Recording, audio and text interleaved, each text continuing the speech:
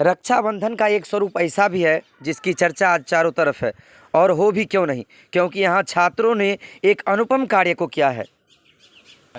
मुझे लगता है अगर हम पेड़ पौधों को काटेंगे तो हमारे आने वाली पीढ़ी को बहुत ज़्यादा नुकसान होगा, इसलिए हमें पेड़ पौधों को काटना चाहिए, बट हमें उसके जगह और भी कई पेड़ पौधे लगाने चाहिए ताकि हमारे देश में ग्लोबल वार्मिंग कम हो और हम देश को बचा सकें। धन्यवाद। और नेक्स्ट नाम। हाँ अच्छा ठीक है, आपने काफ़ी अच्छा बोला। आपका नाम? Thank you sir. मेरा नाम मनीषा कुमारी है, मैं क्लास 8 में पढ़ती हूँ। ये सभी sunrise tutorial coaching centre Teghra के छात्र और छात्राएं हैं। रक्षाबंधन के दिन इनके मन में आया कि क्यों नहीं हम लोग प्रकृति के संग अपना रक्षाबंधन मनाए, क्योंकि आज जो ये ग्लोबल वार्मिंग जैसी समस्याएं हैं, कहीं बाढ़, कहीं सुखाड़, कहीं प्राकृतिक आपदाओं का कहर, तो इसके पीछे कहीं ना कहीं मानव ने जितना अधिक प्रकृति के संग छेड़छाड़ किया उसका यह दुष्परिणाम है। तो आज प्रकृति को बचाने के लिए अब कोचिंग संस्थानों में पढ़ने वाले, विद्यालयों में पढ़ने वाले छात्र इस प्रकार सामने आ रहे हैं, जिसका तस्वीर देखने के बाद मन में कई प्रकार की वो सारी चीज़ें एक साथ समाहित हो जाती है। आइए इन छात्रों ने क्या कहा आपको सुनवाते हैं। उसके माध्यम से हम यह बताना चाहते हैं कि जिस प्रकार हमारे तोले समाज में पेड़ की कटाई हो रही है, उससे भविष्य में ग्लोबल वार्मिंग की बहुत सारी समस्या आ सकती है। इसी कारण सनराइज कोचिंग ट्यूटोरियल के माध्यम से हम पेड़ को संरक्षण तथा हम अपने तोले समाज को यह जागरूक पैदा करना चाहते हैं कि पेड़ का संरक्षण बहुत ही ज़रूरी है। अच्छा, आपका नाम क्या हुआ? मेरा नाम सौरभ कुमार है। और मैं 8th क्लास में पढ़ता हूँ। पेड़ पौधे अगर नहीं रहेंगे तो हम जी नहीं पाएंगे। पेड़ हमारे जीवन के लिए सबसे आवश्यक है हवा, वायु, ऑक्सीजन।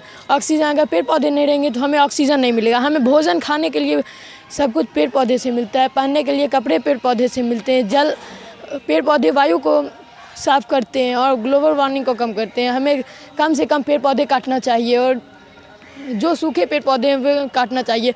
प्रत्येक माह हमें से कम एक पौधा जरूर अवश्य लगाना चाहिए, जिससे पेड़ पौधे भी हमारी रक्षा कर सकें।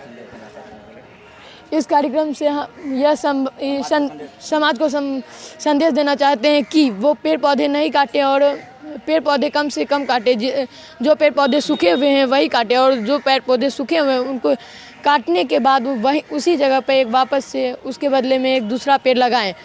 मैं समाज को यही सूचना देना चाहता हूं कि वो पेड़ पौधे कम से कम काटें।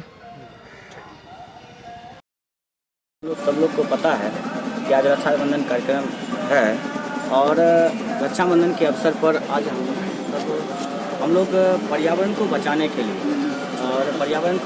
लिए एक इनिशिएटिव यहाँ पर लेना चाह रहे थे कि हम लोग रक्षाबंधन के कार्यक्रम पर पेड़ों को रक्षा सूत्र बांध करके रक्षाबंधन कार्यक्रम बनाएं और इससे ये समाज में ये बात जाएगी कि हम लोग पेड़ को बचाना चाहिए। लोग आजकल आधुनिकीकरण के ज़माने में इतना जो पेड़ कट रहे हैं और लोग अपना घर बना रहे हैं, सड़क बन रहे हैं, पेड़ बार बार काटा जा रहा है हर चीज़ में। और अगर ये पेड़ लगातार इस ढंग से कटते रहेंगे तो जिससे क्या होगा, पर्यावरण में एक ऐसा असंतुलन पैदा हो जाएगा जिसके कारण हम लोग ठीक से जी नहीं पाएंगे। अभी ही आप लोग देख रहे हैं कि कितना गर्मी हो रहा है, पर्यावरण गर्मी के दिन में बारिश और बारिश के दिन में गर्मी होती है। तो ये सारी चीज़ें जो होती है पर्यावरण असंतुलन का कारण है। और हम लोग अगर अभी से ही बच्चों लोग में और समाज में इस तरह की जागरूकता को नहीं पहुँचाएँगे तो आगे ये जो है बहुत नुकसान पहुंचाएगा समाज को, एक बहुत आगे एक खराब मतलब कंडीशन ला देगा, जिसके कारण हम लोग को बहुत दिक्कत हो सकती है आगे।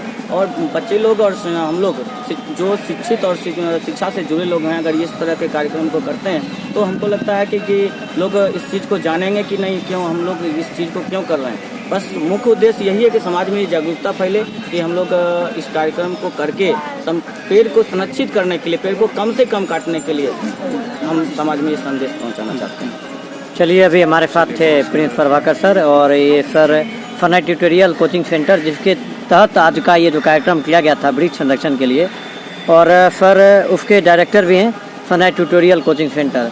तो सर हम आपसे ये भी जानना चाहेंगे कि आपने जो ये कार्यक्रम किया तो इसके माध्यम से लोगों में कैसे जागरूकता फैले कि वो पेड़ को कम काटें और उसके जगह वृक्ष का संरक्षण करें, तो उसके लिए क्या क्या उपाय है, किस तरह से हम वृक्ष का संरक्षण कर सकते हैं? देखिए, वृक्ष का संरक्षण करने के लिए हम ये कर सकते हैं कि कम से कम हम जैसे हम अगर किसी पेड़ को काट रहे हैं तो उसके स्थान पर अगर वहाँ पर नहीं संभव हो, अगर वहाँ पर अगर हमको मकान बनाना है या कोई और चीज़ बनाना है तो किसी दूसरे जगहों पर हम उस पेड़ के बदले एक ऐसा पेड़ लगा दें जो कि हमको कम से कम प्राण वायु ऑक्सीजन दे सके।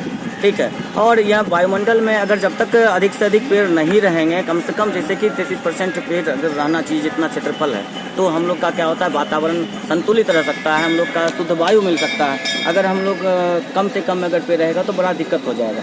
तो ये हम लोग ये कर सकते हैं, लोगों को जागरूकता फैला सकते हैं, पौधारोपण कर सकते हैं। जैसे कि आज का ही रक्षाबंधन कार्यक्रम, हम पेड़ को राखी बांध करके समाज में एक संदेश फैलाना चाहें, और तो ये सब चीज़ भी करके हम लोग ये कर सकते हैं।